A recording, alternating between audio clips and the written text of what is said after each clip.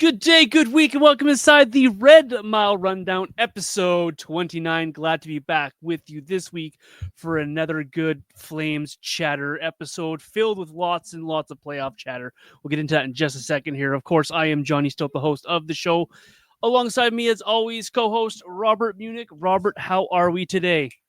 I'm doing good. Had a good weekend. Vladdy signed with the Blue Jays. Pumped about that. Zayne Perahk's looking like he's going to be up with the Flames. So things are looking pretty good right now. Now, if we're going to get into baseball, I'll talk about Bobby Witt Jr. all day as my Royals are off to a decent start.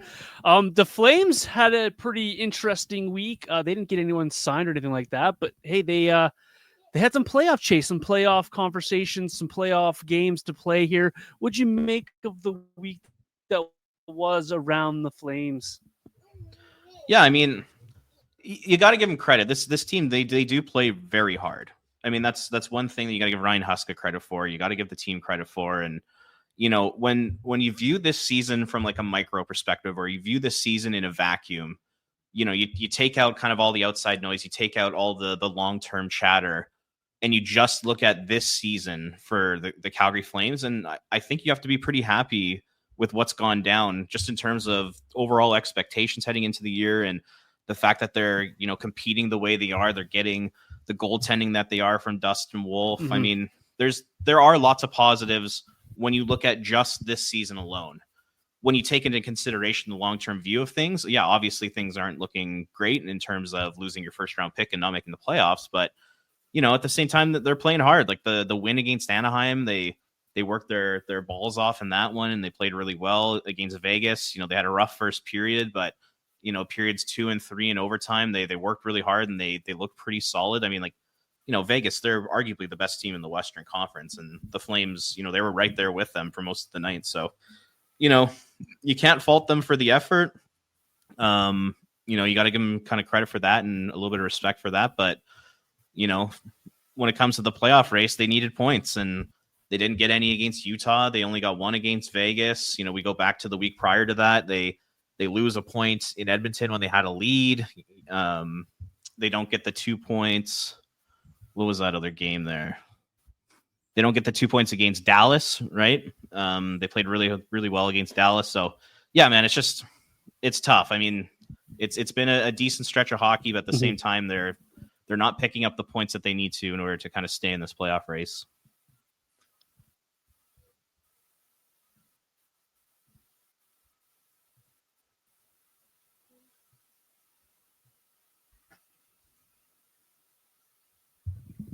Yeah, for sure.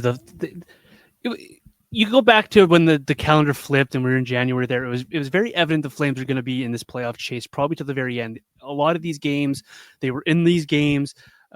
Even when they started slow, they would have had a good finish or vice versa. So it was very evident this team was always going to be pushing for the playoffs. And they put themselves in a good position heading into April to be in that wild card chase and to be where they are right now. Unfortunately, the Blues got on a roll. The Wild seem to be picking up enough points that the Flames just aren't getting enough at the end of the day here. So the efforts are there every night. We saw it against the Avalanche. They were able to come back. We saw it against the Knights where they held in there, as you mentioned it. Played a really good game against teams they have to beat, like the Anaheim Ducks. And they've got the same opportunity this week with San Jose and Anaheim coming up. They just weren't able to get these games over the finish line and collect points for their playoff push here. For me here, the overtime dropping of all these overtime points, that's 13 overtime or shootout games where they failed to get 2 points, I think is a big, massive reason why this team finds themselves where they are in this playoff chase. But you got to give the team a lot of credit for the way they have competed each and every night in these games here. I just really wish this team was able to find a way to put teams away when they had the opportunity to, as they just let these teams hang around when they have a lead and they consistently play from behind.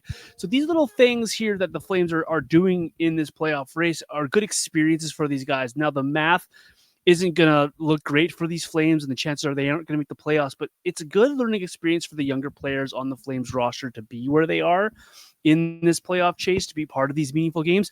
And what more can you ask for than watching the Flames play meaningful games with young players in the lineup down the stretch here, Robert?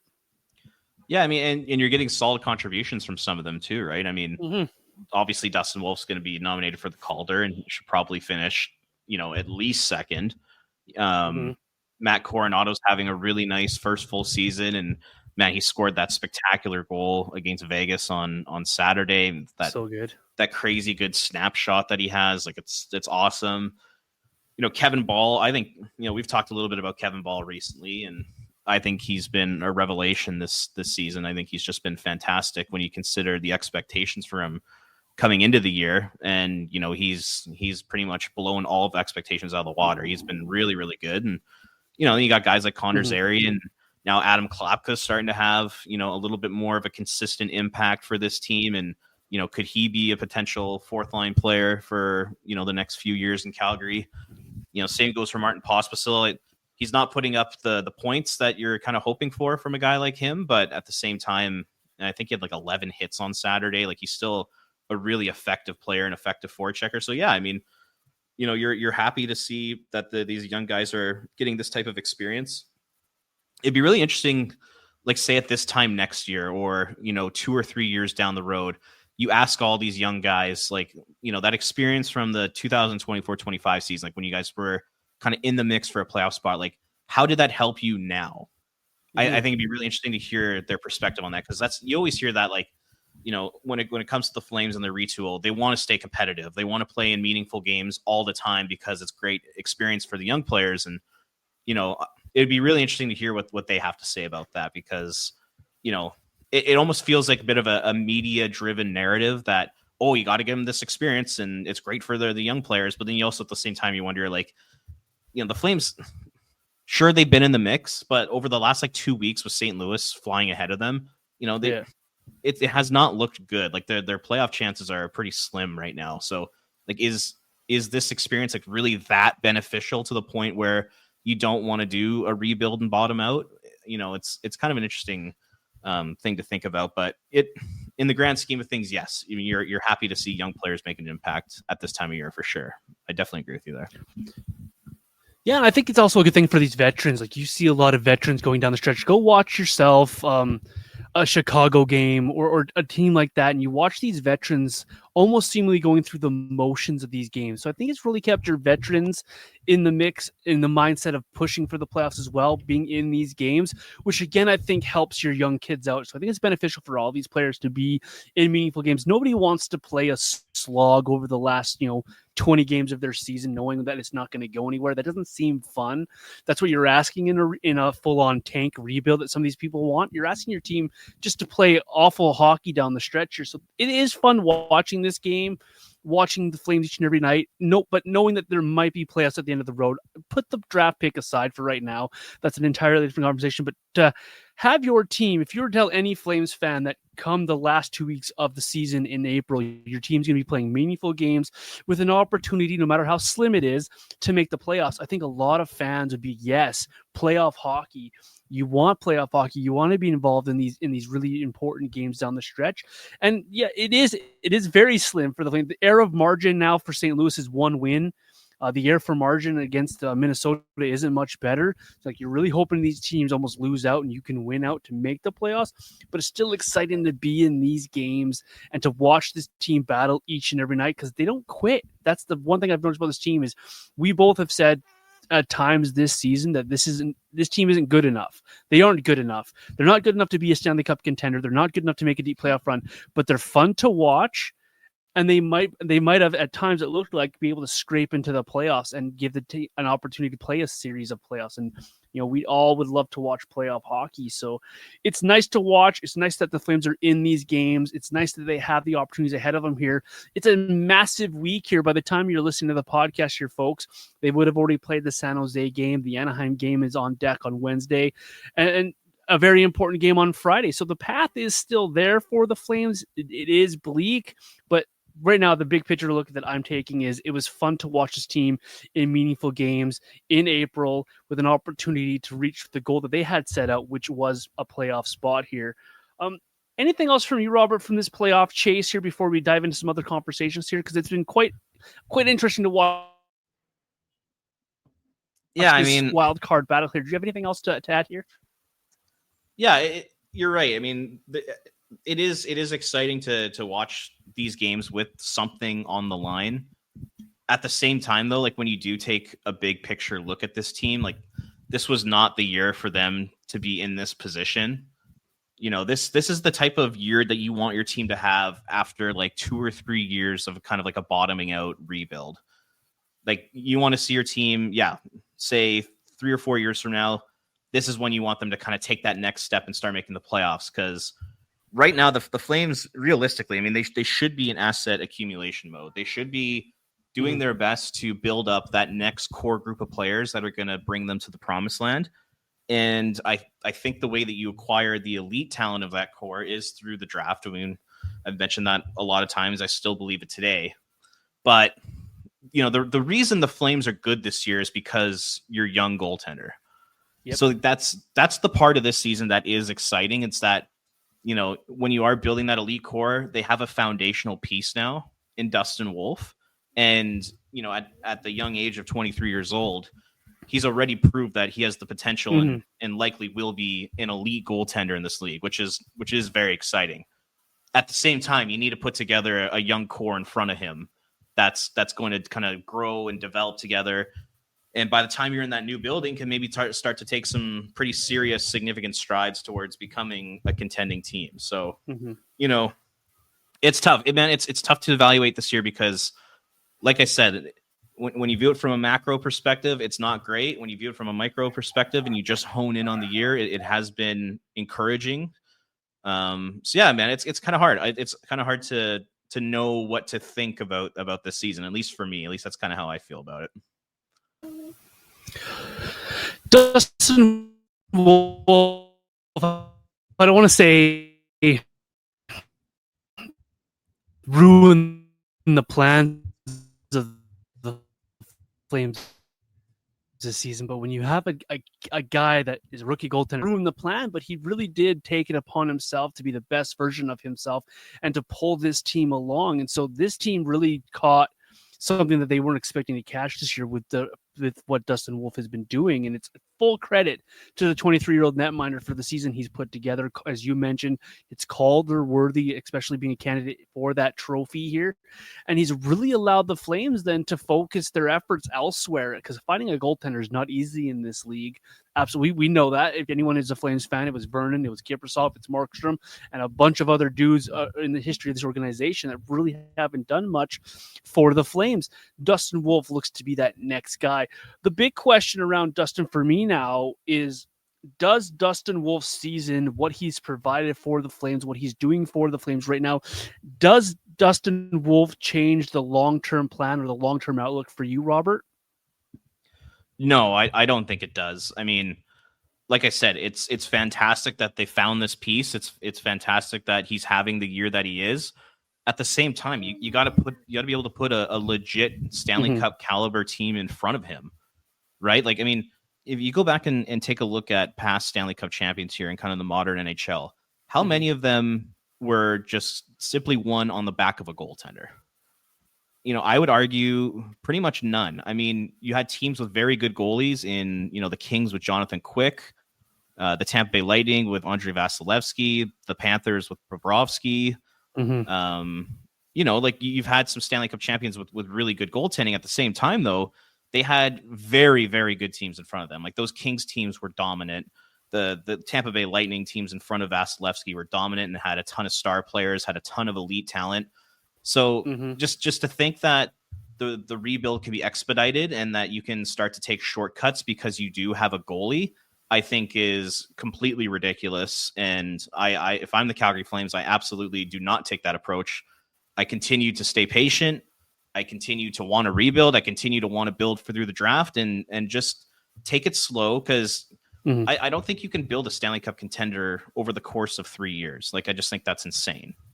Especially when you take a look at the Flames prospect system, like who are the elite guys? Who are the surefire elite guys? It's Dustin Wolf and it's hopefully Zayne Perahk, and we'll see about Zayne. So they got to continue to build. I in no way, shape, or form should they be taking the next step in their process only because of Dustin Wolf. That's kind of the way I see it. How do you feel about that? Yeah, I'm right there with you. Like, They have found one of the two hardest pieces to find, in my opinion, when you're trying to build a team: a number one center and a goaltender. They have the goaltender now. What you're hoping now is that Dustin Wolf can continue to perform, continue to excel in what he's doing, and continue to be the best version of Dustin Wolf. But at the same time, that shouldn't affect your plan to go out there and find yourself a right-handed center that fits your organization, to go out there and build that defense around a young Zayne Perahk and whoever else you deem has the future of that blue line. It shouldn't take away from your plan of, if it was to trade away a Coleman or a Kadri or an Anderson this offseason for assets. It shouldn't change your plan. It can speed it up a little bit because goaltenders are hard to find, but they're also fickle. We could see Dustin Wolf come back down to earth next year. And if you're trying to push a rebuild forward and say we're done, just because you had one good season of Dustin Wolf, I think is also fool's errand as well. Stick to your plan, stick to your guns here, and continue the process.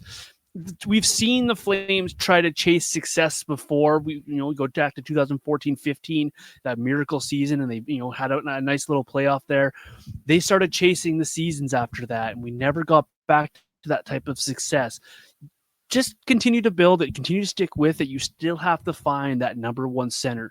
You still have to find that who's going to pair with Zayne Perahk down the line if these guys develop how you think they're going to develop.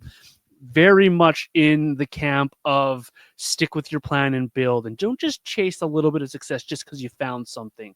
We've seen it before and it doesn't work. We've seen it in the Flames organization multiple times, and each time we try to chase something, you fall flat on your face. You mentioned Zayne Perahk. I mentioned Zayne Perahk. Zayne Perahk's team has been eliminated in the OHL playoffs. His season has come to an end. He did some remarkable things for the Spirit in the OHL. Some record-setting things that we have not seen for a long time. He's a very special player at the junior level. So the conversation now with his season over has switched over to, when are the Flames bringing him in and how quickly can we get him into the lineup? That's what Flame fans are wondering right now. If you're in charge, Robert, how fast are you getting Zayne Perahk to Calgary and into the lineup in a Flames uniform? Yeah, I mean, it's interesting that you put it that way, because there's, what would I do and kind of what would the fan base do? And then there's what's Ryan Huska going to do? And I think the answer to those two things is two completely different answers. Like if it were up to me and I would say the overwhelming majority of the fan base, I think everybody wants to see Zayne Perahk in the Flames lineup, maybe as soon as Wednesday or Friday. Maybe you might want to get him a few practices in before you throw him in the NHL lineup. But I think you want to get him in as soon as possible. I mean, just, in my opinion, you're not touching the top two pairings. Anderson, Ball, I know they haven't been great, but you're not touching them. Hanley and Weegar have been your best pairing for, over half the season now. Mm-hmm. You're not touching them. So it comes down to the third pair, and it's, do you want Zayne Perahk on the right side, or do you want him on the left side?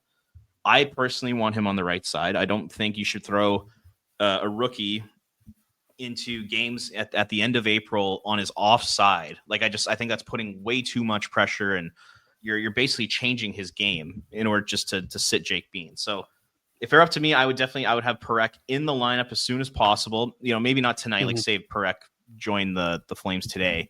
Don't put him in tonight, but maybe as soon as Wednesday in Anaheim, get him in the lineup, take out Braden Pahal. Pahal, he has not been good lately. He has really, really struggled. He's been a regular healthy scratch. He's making lots of mistakes. He's not quite as physical as he was earlier in the year. I don't really like where his game is trending right now. And getting Zayne Perahk in over him, I think Perahk has the potential to be a difference maker. Like what does this Flames team struggle to do? They struggle to move the puck. They're not a creative team. They're not a great team on the power play. They struggle to score goals and make plays in the offensive zone. Mm-hmm. What can Zayne Perahk do to help that? Everything. Zayne Perahk's game is suited perfectly to help exactly what this Flames team needs right now. It's so obvious to me that he should be in the lineup over a guy like Pahal. It'd be almost kind of mind numbing to hear Ryan Huska say we don't want Perahk in the lineup during during this playoff chase when we're playing meaningful games. It's like how risk adverse is this team? Like you really think Braden Pahal is going to be over Zayne Perahk is going to be the difference between you potentially making the playoffs or not? Give me a break. Come on. But we all know that's exactly what Ryan Huska is going to say. So yeah, man, if it were up to me, 100% Zayne Perahk is in the lineup. He's even at 19 years old and he hasn't played an NHL game. He's still already a better hockey player than Braden Pahal is. So yeah, 100% he's getting in the lineup for sure. We think he's getting in the lineup, but I think the Flames are really approaching this with while we're in the race, we can't play these guys because we've seen it before. This is what this organization does. We're seeing it with Suniev. We're still going to see it with Perahk. I firmly believe it. And I think it's wrong because the one thing we continually talk about when we talk about the Flames this year is the lack of skill. Is where is the skill for this organization? They need to find some more skill. You have this kid who has done nothing but go out every day for Saginaw and show off his skill. Skill plays, doing what he does best, shooting that puck, moving it, skating well. And he's been a much better defender this year than a lot of people were giving him credit for heading into the draft. So he's worked on all aspects of this game. Yes, the OHL to the NHL is a massive jump, and you're playing against men, not boys. But at the same time, when you have the raw skill and the raw charisma that Zayne Perahk brings to the lineup, he was there in training camp. He played in training camp. He knows what it takes to play at this level. Why not put him in there? You have two guys on the right side in front of him in Anderson and Weegar to help insulate him. You could really pick his minutes in the offensive zone. You can do a lot of things that to help this guy be successful in an NHL debut a few games here. So why not play him? Why not put him in there? Because you mentioned Bean and Pahal and Miromanov haven't exactly been banging the door down with opportunities to be successful in the National Hockey League and to push this Flames team over the edge. You have your big minute-eating defenseman to do that. Zayne Perahk in the lineup for me makes a ton of sense. Yeah, and you made a good point there. You're like, this is like what the Flames do. And I think what you're referring to is when they had Matt Coronato up, when they signed him in the 2022-2023 season. They signed him and then he sat for, I think it was like 5 or 6 games. And they refused to play him when they were in the middle of a chase for a playoff spot. And I think that backfired on them because like you take a look at, so remember that game against Nashville, the Nick Ritchie shootout game? Oh gosh, yes. So that night, Matt Coronato and Jacob Pelche were in the stands. On the Flames roster that night were Nick Ritchie, Milan Lucic, Trevor Lewis, and Walker Dewar.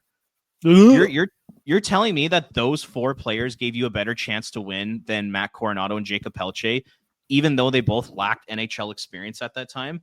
Like, come on, like give me a goddamn break. Like, you're telling me that guys like Aidar Suniev and Zayne Perahk aren't better players than Braden Pahal, Jake Bean, Daniil Miromanov, and then for Suniev, like I would argue that Suniev's been a way better player or has the potential to be a way better player than Ryan Lomberg right now. I think I would almost make an argument that he could be potentially better than Yegor Sharangovich right now. I don't think it's crazy to say that Suniev could actually make an impact in the Flames lineup over those 2 players specifically. So they should be giving these guys a chance.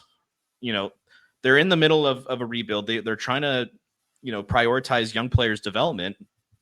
What better way to, develop young players like Suniev and Perahk by putting them in games in April when they do matter and give them that taste like, hey, this is what, playoff quote unquote, like, playoff type hockey is all about. Get them in there and experience the speed, get them in there and experience the intensity. And then they can take all that sort of information that they collect and then put it into their off-season training and hopefully set themselves up for success early next season in training camp. So I think it's a no-brainer to get, honestly, even get Suniev in the lineup too. I think it's a no-brainer for both guys. Where do you stand on Suniev right now? Are you okay with them keeping him as a healthy scratch? Yeah, I look at it this way. I look at it when you talk about bringing in a young player over a veteran. I'm like, could it be any worse? So Sharangovich isn't exactly lighting the world on fire. Yes, he has a shootout winner. Yes, he has a goal against the Oilers in the last week and a bit here. But if putting Suniev in there gives you 2 points over the course of 5 games, it's no worse than what you're getting from Sharangovich. It really isn't. He's a bigger body. He knows how to use his hands. He's got feet. He can play the game. He might not be this top 6 world burner right now, but the guy has potential to be there. And how do you get that potential out of him? You play him games. So I'm okay with him sitting for the first few days that he's around the Flames organization like he has been. I'm okay with him watching a few games from the press box, but now's the time to put him in there. He's watched it. He's up to speed here. He knows what's going on. He's got a smart hockey IQ, and he knows how to play the game of hockey. Put him out there. And you could do the same thing with Perahk. Limit his minutes to certain spots, offensive zone starts, insulate him beside certain guys you know that can handle the responsibility of having a rookie beside them.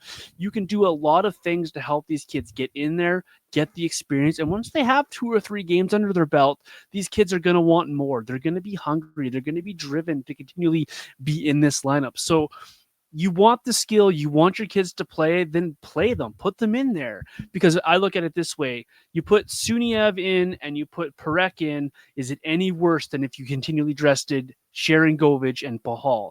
I don't think you're going to get much of a difference because, again, you need your big dogs to be pulling this team along this time of year. If you're trying to make the playoffs, you're not trusting your third pair defenseman or your fourth pair left winger to be the difference maker. If they contribute, terrific, but that's not who you're trying to be as your difference maker. You need your Andersons, your Uyghurs, your Kadris, your Hubertos, your Backlunds to be the drivers and to pull this team along if the playoffs is your goal. And whether you get there or not, I don't think it's going to be rested on the shoulders of a young Zayne Perahk. So put him in there, let him play, let him get accustomed to it, because what's the worst that can happen? You're going to miss. Well, the math right now suggests you're going to miss. So for me, it's all benefit, all reward, and very little risk to the organization right now with these guys in the line. Yeah, that's such a good point. Like in the grand scheme of things, putting Perahk and Suniev in is not going to be the difference between you making the playoffs or not. Like you said, it's the big boys. It's the Uyghurs, it's the Hubertos, it's the Kadris. Those are the guys that are really going to drive the bus. But I think guys like Perahk and Suniev, they could add a little bit of juice to, for Perahk, a third defense pairing. Like that third pairing has been brutal for quite some time now. Like I'd say the last 15, 20 games, they've really, really struggled. Yegor Sharangovich has been terrible, basically all season. What's the harm in putting a guy like Suniev in for him? Like I think these guys could help be peripheral pieces, like kind of nice pieces that might be able to contribute every now and then. But I think they have the potential to do that over, the Pahals, Beans, and Sharangoviches of the world. So we all know though that Ryan Huska's not going to do that. Like that's just not Ryan Huska's thing. Ryan Huska hates taking risks. He hates players that do things that might lead to a turnover, something like that, even though it could lead to a goal. Like he is so risk averse as a coach, and I don't really blame him because you take a look at the roster. I mean, this is not a good roster, right? So you want to be as smart as you can with the puck, but at the same time, like you got to score goals to make it, and they're not scoring goals right now, and who knows? Like Perahk, maybe putting Perahk in the line, that could lead to an extra goal or two between now and the end of the season.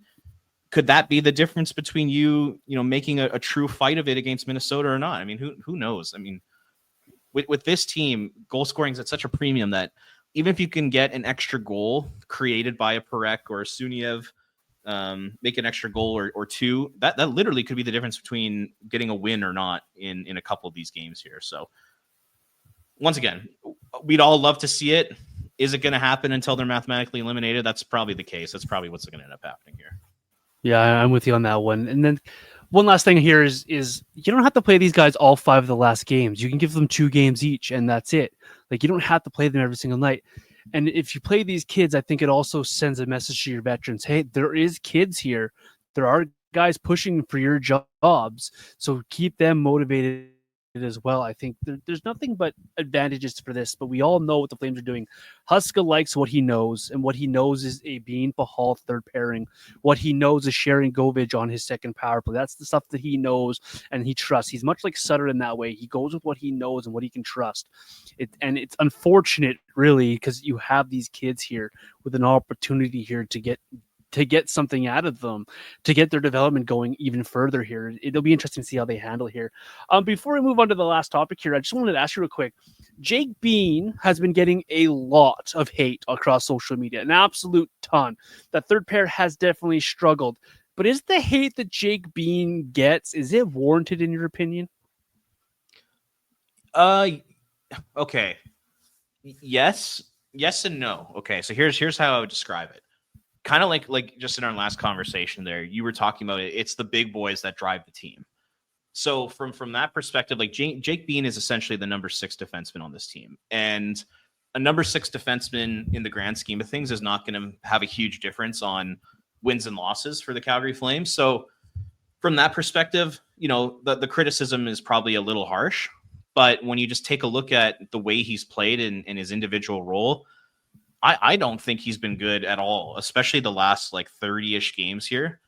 And the issue I have with Jake Bean is that I just don't know what he brings to the table. He's not overly offensive. Like I believe in his last 20 games, he's got like 1 or 2 points. So he's not an offensive driver. He's not like a great skater. Like he's fine. He's like an average NHL skater. He's not a great defender. He doesn't play physical. There's zero attitude, intensity, drive, anything like that you see from him. He's just like a very monotone kind of vanilla ho-hum guy. I don't know if, like what he's like in the locker room. I based off what I've seen, I don't think he's a member of the leadership team. So it's just like, you go through all that stuff and you're like, what the hell does this guy bring to the table? And really, it's not a whole heck of a lot. So yeah, I mean, I think the criticism of his game is totally warranted. When you play in the NHL, you're playing for a fan base that pays your salary.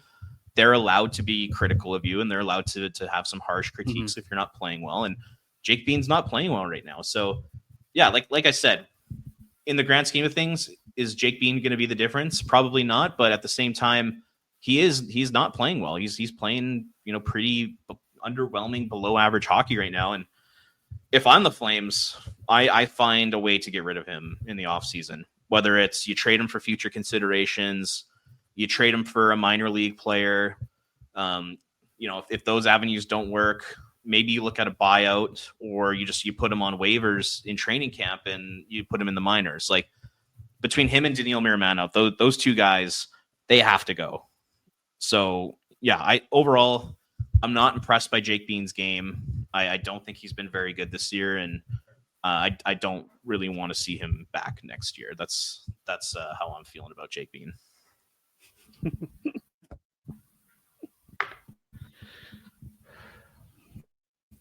He's been taking it in the teeth on social media. I just wanted to ask your opinion on that. I'm very much with you. What does Jake Bean do well? Well, he takes up a roster spot. That's what he does really well for me.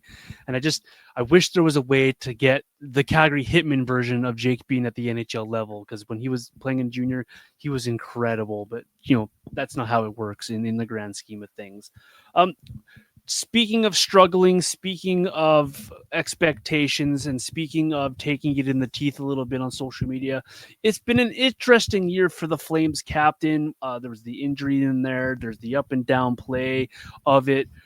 It's time to have a conversation around Mikael Backlund and his future with the Calgary Flames. And I'm not saying just ship this guy out right now because we're done with him. But what do you make of Backlund? Are going to go with Mikael Backlund because he is the captain of this team and he is signed next year. What do we do with Mikael Backlund here? I find it a difficult question to answer, because it's, what should you do with this guy? Do you want him to retire as a Calgary Flame? Do you want him to retire as the captain of the team? If that is the case, how many more years left does he have in his career? I would argue Backlund could probably be an effective player until he's 38, 39, maybe even pushing 40, just because of how smart he is and how well he understands the defensive side of the puck.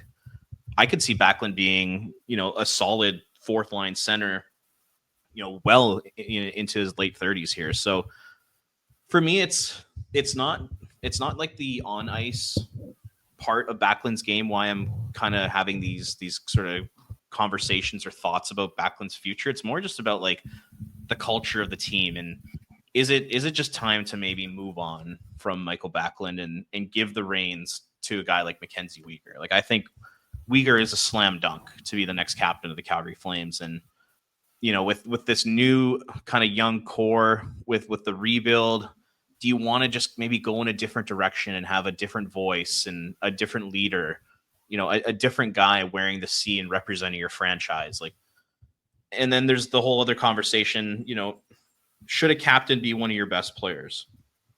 In my opinion, I'm a believer that they should. I think they should be a go-to guy on the ice. And as Backlund continues to get older here, I think he becomes more of a complementary sort of depth piece. I think he becomes, a solid third line center for the next year or two. And then after that, he probably moves down to more of a fourth line role. And in my opinion, I think the captain of a team should be a guy that's like prevalent in the lineup, that's on the ice a lot, that plays an important role. So I look at a guy, once again, like Mackenzie Weegar.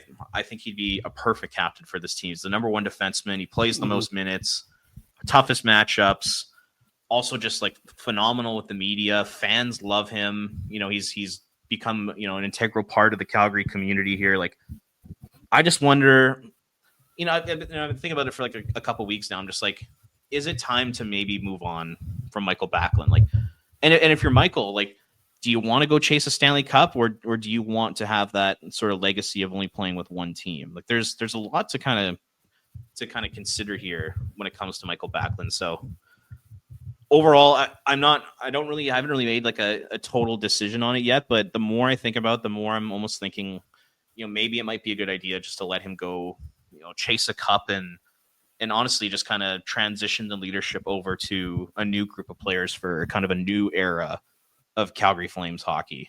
Like, I know he's been around a long time. He's very respected. He's done spectacular work in the community with his wife. I love all that stuff, but at the same time, all good things must come to an end. So, where do you stand on Backlund? Because I actually think it's like a pretty difficult conversation to have.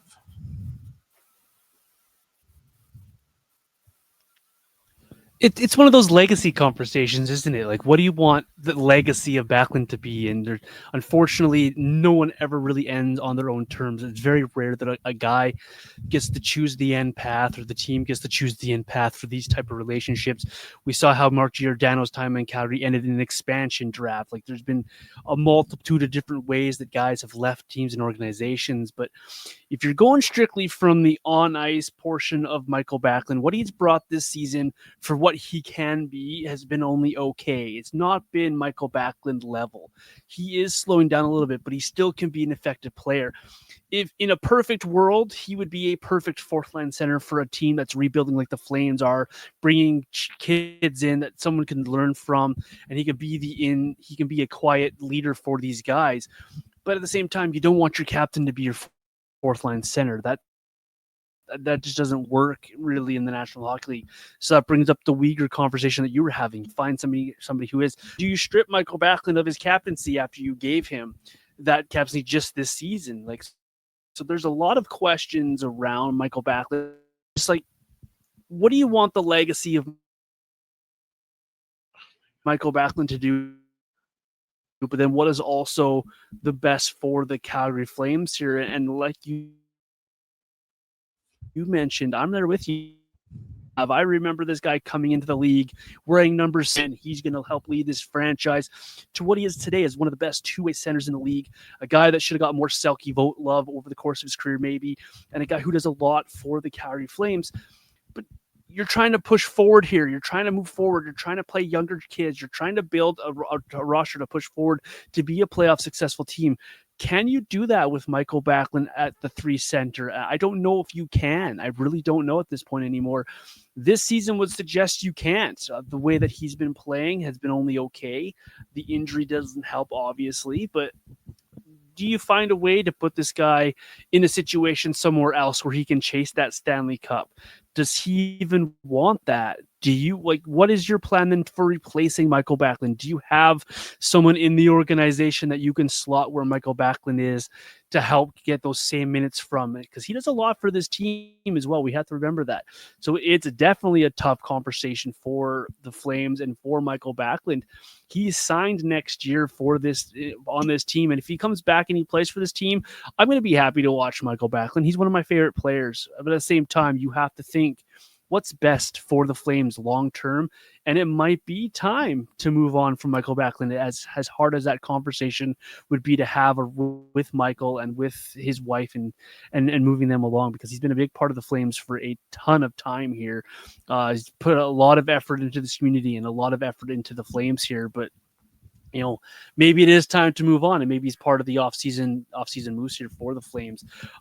Yeah, I mean, I think if the decision kind of just comes down to what Backlund wants. Yep. Because he's only got the 1 year left on his deal. Yeah. So he could just play out the string here and just become an unrestricted free agent, and I think that would be fine. You have him around for 1 more year as captain. I don't know if you want to sign him to another deal. I'm not totally sure on that one yet. But if he comes to you and you're in your kind of year-end meeting with him, he says, hey, like, this year was great, we changed the culture, but at the same time, like, I don't see us being a cup contender for my last 2, 3, 4 years in the National Hockey League here. Like, I want to chase something, and I wouldn't blame him at all. If I were Backlund, I would absolutely probably, like, I would definitely want to get a trade out of Calgary just so I can go on a potential playoff run with somebody. And, I don't know how many teams can do that, because he makes $4.5 million, and that's a lot to be spending on a third, like a third line center on a good team. But like, if I were him, like, don't you want to go to a Colorado? Don't you want to go to a Carolina or a Florida? Like, what if the Panthers lose Sam Bennett this summer to free agency? Like could the Panthers be a good spot for Backlund to play 3C and move Lundell up to 2C? Like, those are the kind of things that I'd be very tempted to explore if I was Mikael Backlund. Yeah, I think I'm right there with you too. Like, there's lots of situations around the league that the Rangers are trying to redo some things. Like, the LA Kings could always use another center. Like, there are situations around this league that he could find himself in to be in an opportunity to go chase that success. Because frankly, he deserves some more playoff success. He deserves an opportunity to go chase a cup. He's been in this league a long time. He's been on a lot of murky middle peak pain Flames teams over the course of his time with Calgary, and he deserves an opportunity to go chase that if that's what he wishes to do. And it's really, what does he want? Because it's that legacy conversation, like I mentioned. What does Backlund want? How does he want to finish up here? Does he want to do what Jerome McGinley did and just jump around to a few teams trying to find the cup, or does he just want to stick it out and just be one of those guys who sticks it out to the end, like we see with Crosby in Pittsburgh, just going to stick it out to the end no matter what happens? And who knows? I don't think I'd give Mikael Backlund another contract either myself, but if he wanted to play next season as the Flames, so be it, right? Yeah, I'm with you on that. And, I'm just looking at his Hockey DB page right now, and over his, 1,060 regular season games, only 42 playoff games in his entire career. And according to Hockey DB, they have 10 in the 1920 season, the bubble. Like, I wouldn't even consider the bubble the playoffs. Man. So you take away the bubble, he's at 32 playoff games over 15, 16 seasons with the Flames, 17 seasons with the Flames, like 32 playoff games, like 32 real playoff games in front of people. Like, that's not enough. Like, that's crazy. And if I'm Backlund, I'm absolutely considering, like, yeah, I'll give you 5 or 6 contending teams that I'll go to, and let's get a trade done. And if the Flames don't get much back in return for him, I am personally okay with that, because this guy has given you his heart and soul for, like I said, 16, 17 years here. You don't need to cash in on a huge return for the guy. You can do the guy a favor and send him to a place where he has a chance to win. Just one of many off-season storylines to definitely be keeping an eye on this off-season for the Calgary Flames, the future of Mikael Backlund. It'll be interesting to see how they work it out. Big week here for the Flames, Robert. They definitely got 2 big games before that meeting with Minnesota on Friday. Hopefully that means something if you're on team playoffs there. What are you looking forward to most this week, Robert, with the Flames here, with the opportunity in front of them? What do you expect from them? And then tell us, folks, what's coming up from you on your flamesnation.ca and whatever else they can find for you. Yeah, I don't know. I mean, I'd say the thing that excites me most is the idea of watching Zayne Perahk and watching Aidar Suniev. Even though if they do end up kind of getting out of the playoff race and they're mathematically eliminated. I'd also love to see Cairns get back in the lineup. I'd love to see Stromgren, guys like Solovyov, Brustevich, Grushnikov, just like a bunch of guys. Cooley, bring all those guys up and give them 3 or 4 games. Quite honestly, I'm kind of more excited about the young players and the idea of getting to see them than I am the playoff chase at this moment in time, just because the odds are so stacked against the Flames that I don't even know if it's worth getting your hopes up. Because I mean, the Flames essentially they have to go basically 5-1 or they have to go undefeated. And if they do go 5-1, one of the games they have to win is against Minnesota. And you take a look at the Minnesota Wild's schedule. They play the Sharks, the Ducks, Calgary, and Vancouver. And if the Wild get like 2 wins, it's basically over. And if they win one of those games against the Flames, it's over. So I'm just having a hard time kind of getting bought in and excited for the race. I'm more so excited to see what Zayne Perahk and Idar Suniev and others could potentially look at the NHL level. That's kind of what I'm looking forward to.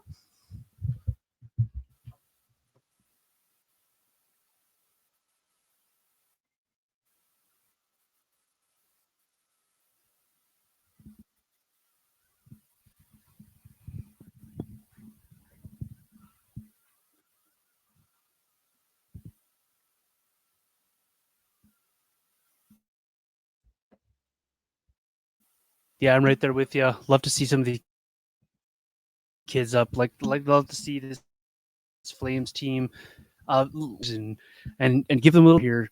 Has for the playoff chase. I'm not. I've been on it for a few weeks now. The math isn't great. So just going to enjoy these last few games and hope that this team can find a way to play some really good hockey, entertaining hockey down the stretch here. And from Munich at Ring of Fire, CGY across your social media. I'm Vintage Johnny 84, and of course the show at Red Mile Rundown across wherever you do your posting. Thank you so much for making us part of your podcast rotations. Thank you for the likes and subscribe, and don't forget to continue to smash those 5-star ratings and reviews. Enjoy the games this week, folks. We'll talk to you next week here on the Red Mile.